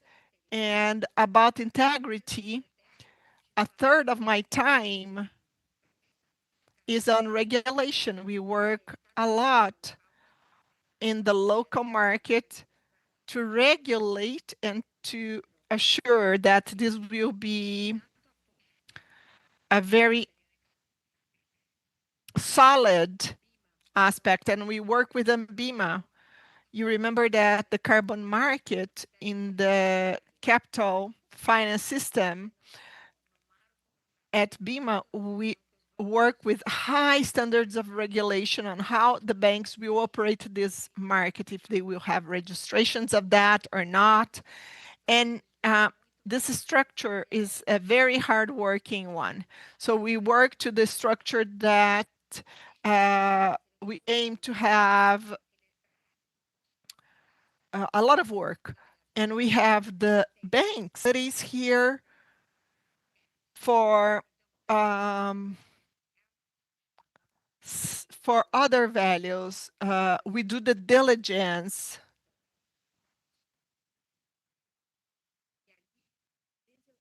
And the disorigination, when we are talking about, I work with Vera, Pura, and some others.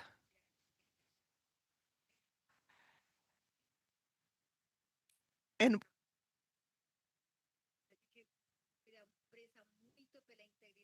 we actually praise for the standard we are going to work, mainly when we talk about real estate values. And in terms of integrity, there is a logic of diligence performed by the bank from funding aspects. We check the lawyers and we do our diligence.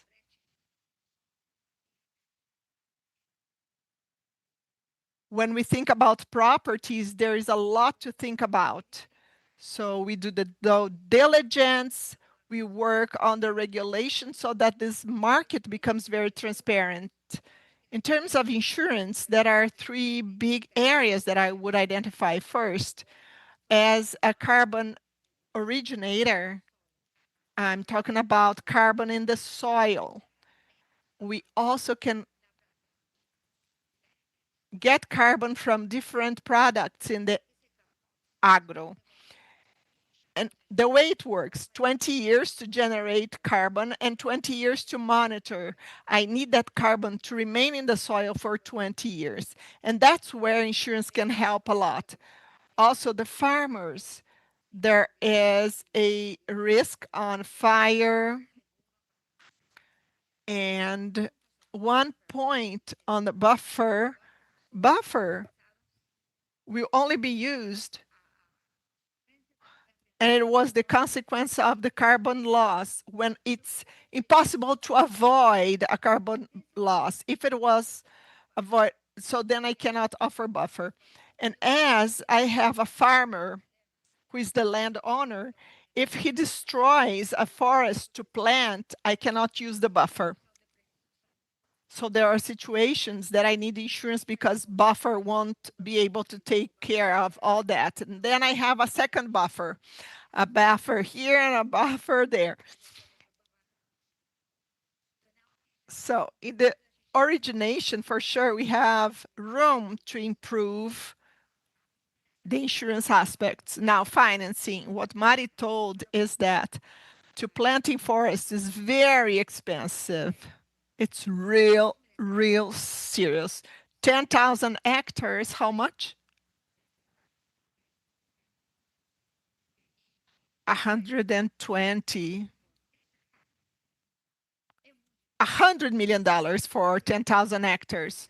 So to make this financing feasible, we have to look to project finance, which is Marimonta. She has a project and she will actually check that financing for that specific project.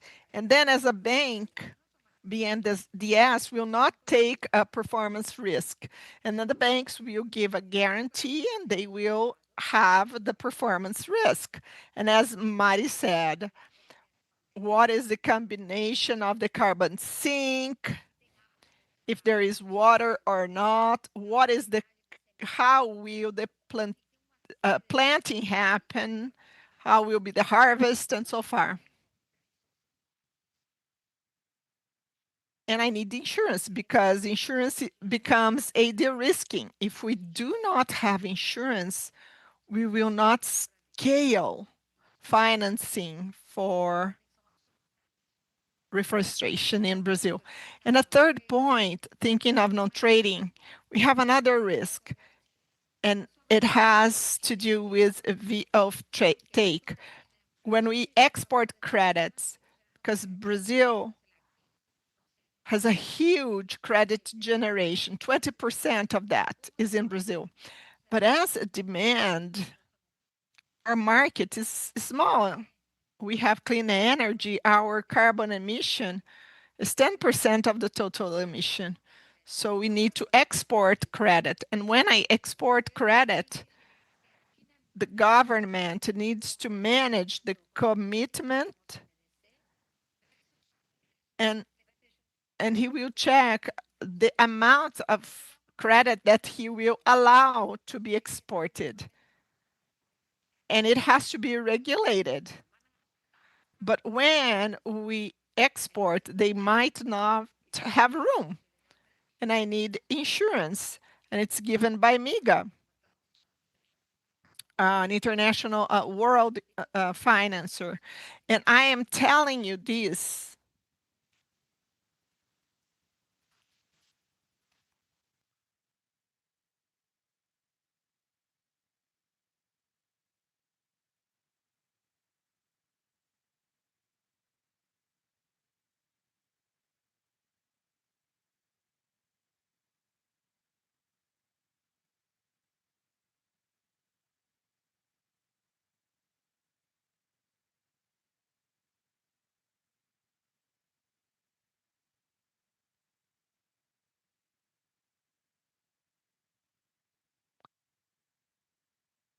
just 2 minutes. We were very disciplined in terms of time.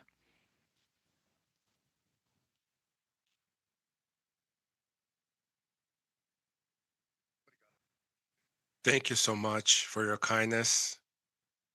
Just to complement the debate about the insurance of the market and its potentials, it's very important to see that the world has become a lab to experiment on mechanisms of carbon insurance. A lot of countries out there have been trying to build, be it private or public, to deal with several risks in different areas. The overall goal is that we all know there will be issues. Some forests out there will caught on fire. Our goal is to make sure that it's not frequent and not to contaminate the market as a whole. So there are different experiments or different attempts in different areas in different countries. The forest sector, for example, it's a very popular structure that, as it was mentioned, the buffer system of California. You take 10 to 20% of credit and you leave it in reserve. If something burns, the state goes and pay for it. The problem is that could create a counter incentive that the producer doesn't have, an incentive that is so direct, so clear in order to protect that forest. And how do we prove that that was an accident, an oversight? So there's an alternative mechanism. New Zealand, for example, is part of the regular market and created a mandatory responsibility integral system. I issue the credit of my forest, it burns, I need to pay. If I don't pay, I lose my property. So when you create that mandatory process, you dynamize the insurance market in order to treat the risks of forest fires. But the industry sector has other mechanisms. And that's, I think it's important to look at two different countries. First country is England. the most traditional insurance market in the world. And over there, they have been creating regulatory mechanisms that are specifics, just like the carbon capture market, which is very popular in the oil and energy sector, in which the insurers offer instruments that most of the time are demanded by the buyers of that advanced market. So it's a market that decided to generate it. In some areas, the industrial sectors, for example, in China, which has the biggest carbon market in the world, focusing on energy and industrial sectors, some states have been experimenting, like Guangdong, to share part of the premium with the producer or with the industry. So we have the cost for the insurance. Let's split state, and if it works, we do that. But we know that there are other experiments, and we can look at the productive use of the land, which is agro. And that has a very curious paradox, because the world of the region that is most resistant to carbon farming advancement was Europe, is right now debating the type of regulation for the sector. And in that debate, there's a clause about insurance. The credit needs to remain in the farm. And what if something happens to the farm and it degrades? What we need to do is make sure that that doesn't spread to the rest of the market. So I think there is room for the state to operate, but there's still a huge area of experimentation and the overall private insurance market. And the international experience gives us paths, and different countries with different focus have been creating different mechanisms of insurance. The greatest issue here, I believe, is we need to understand what's the repertoire of available instruments through our own reality, assess, debate, and then decide what's more appropriate for us. Now, with the space that we have in the Brazilian potential, we are basically inviting to look at what's going on outside and replicate that in our country.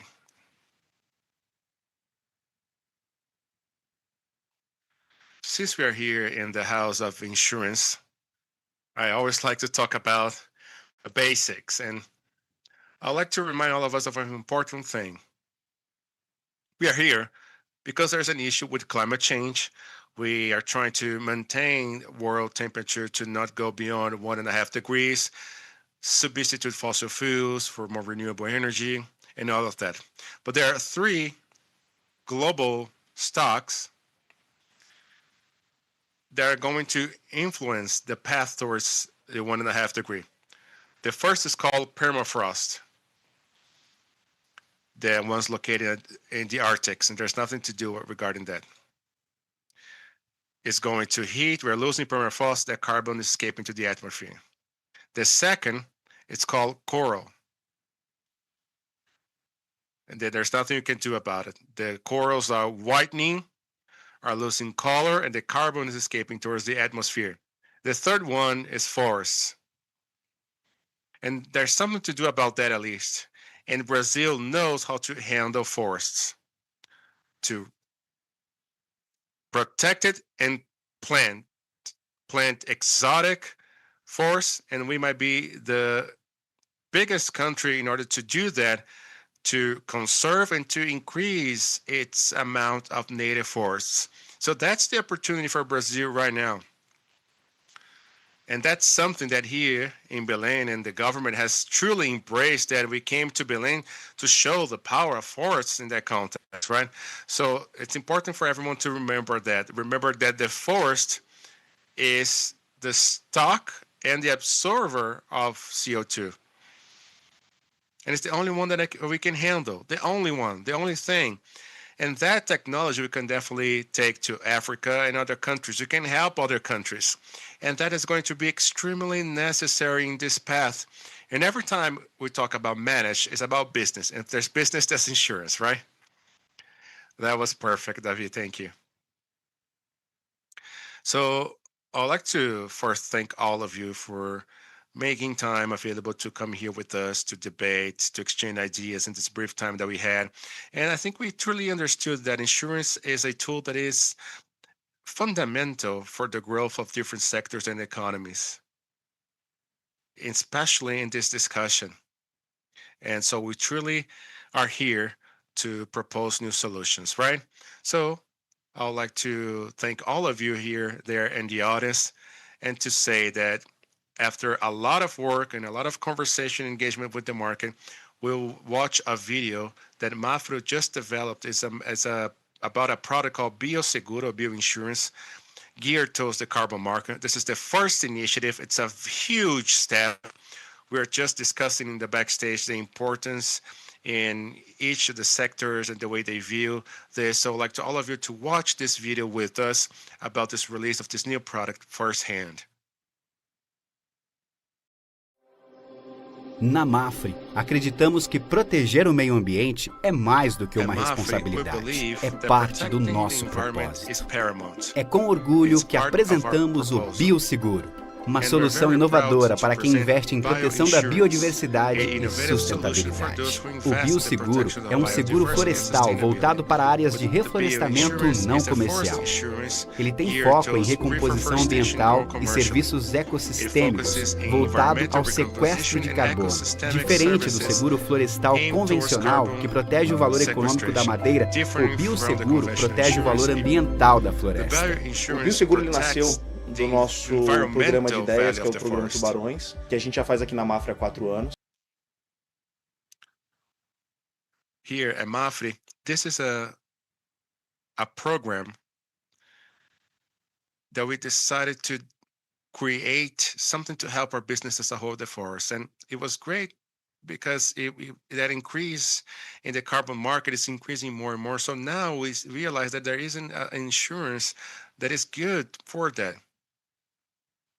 One of the most important things here was us being able to say we're sustainable, and we're able to do that. Bioinsurance is aligned with the sustainability structure at Mapfre to work with 3 main pillars: protecting environmental assets and projects connected to the ecosystem, protect environment and climatic change awareness. The bioinsurance is committed to projects that sequester carbon from the atmosphere, thus supporting the climate agenda and generating carbon credits. This subject has innovation and shows how we can impact with our customers. Bioinsurance is a powerful tool for those who invest in ecological restoration.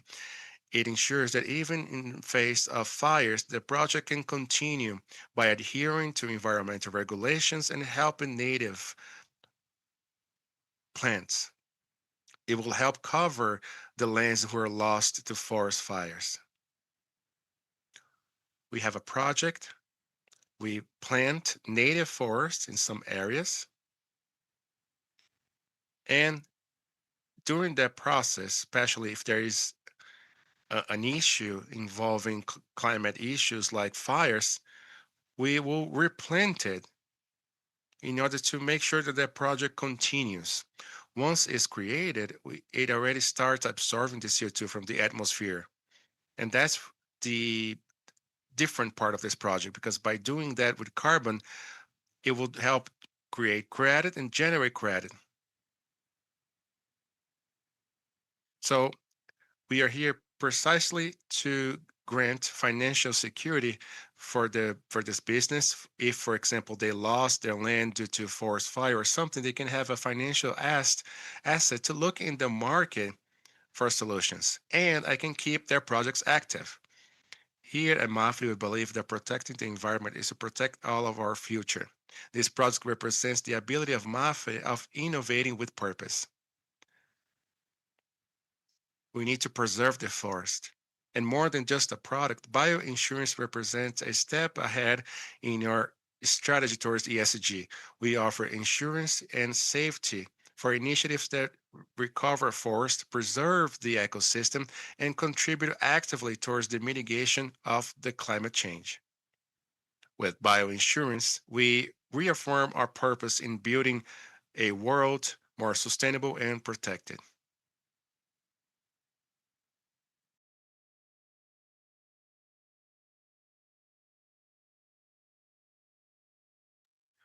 I'd like to thank all of you here and thank the entire Mapfre team involved in this project, from the technical teams, the actuarial teams. We invested quite a lot of time and attention in this project.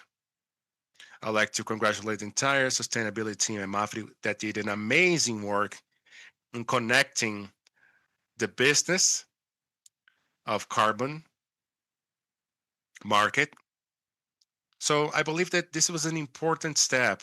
We see a lot that in this discussion, insurance is the tool that will allow us, and not that the insurance is going to be one thing that's going to solve all the risks, but insurance is about experience and about supplying data in order to improve the coverages.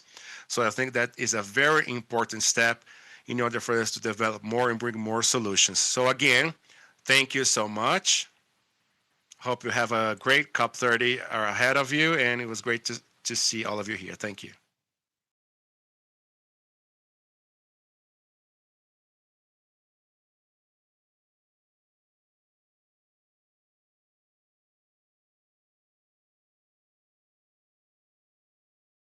In building these two amazing panels this morning. Don't forget that at the end of the day, we'll have a cocktail here at Mapfre, and everybody's welcome. Now, I would like to give a special thanks to all the empowers of the Casa do Seguro House of Insurance, Allianz, Axia, BB Seguros, Caixa Seguridade, Bradesco, Marcha Matrin, Porto, Prudential, and Tokio Marine. Now, we'll do a quick lunch break, and at 3 p.m., we'll be back to the afternoon agenda. Have a great afternoon. See you soon.